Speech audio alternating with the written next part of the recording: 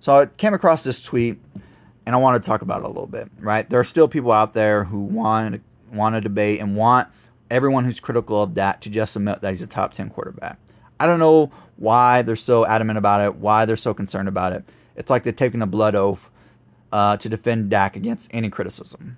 And I'm just not of that opinion, right? A player doesn't have to be all good or all bad. You can love a player and still be critical of them, right? I think we got to set that aside.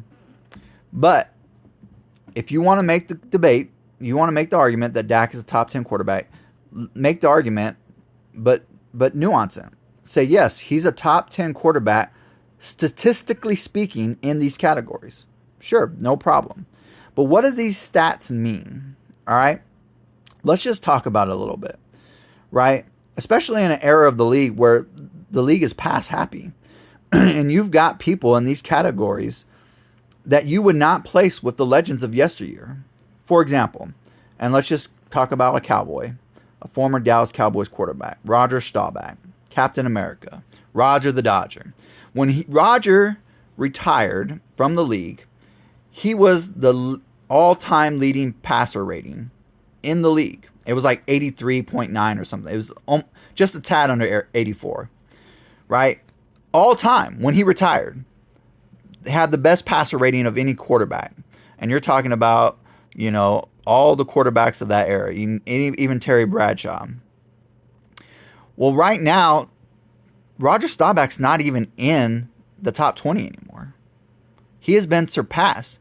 I believe Jared Goff is holding up number 20 in that list. And that's right here on completion passer rating, right? Dak is 8th all time. All time? Tony was like in the top 5 when he retired, or he had just been bumped from top 5. But when Tony was in the league, he was in top 5 in this category. The category that Roger Staubach retired at number 1 at. Tony's like 11 now. He's moving down that list.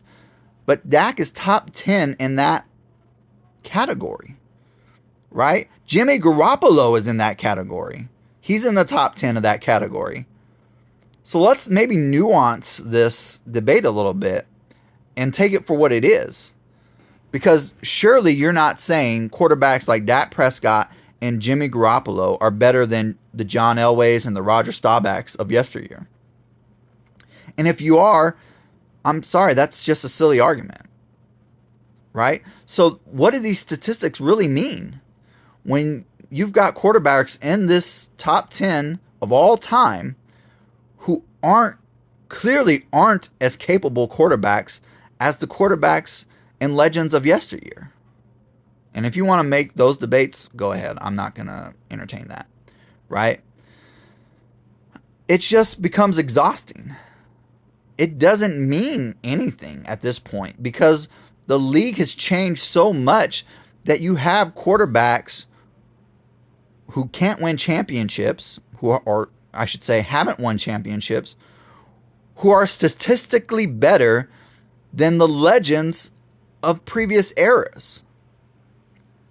The NFL has a such nuanced dynamic when it comes to statistics and league history, unlike any other league, right? 700 home runs in the MLB is still 700 home runs. 35,000 points in the NBA is still 35,000 points. More or less, right? You can make some debates there, but it's still an incredible feat. 50,000 yards in a career now is almost what you expect a mid-level quarterback to attain if they play long enough. It's not like it was in previous years. So I just want to encourage all of us to let's just nuance these debates a little bit. And let's just simmer down a little bit, right? We don't have to defend Dak to the death. We don't have to defend his honor against every critical piece of information that people point out, right? He's not all one thing or the other. Life is not all one thing or the other. That's not how life is, right? We can love our player and still be critical of him and still admit that he's not, Superman, right? So much of players' success and the league success in this league depends on so many other factors whether than a player's good or not. So let's just cool that debate a little bit and go Cowboys.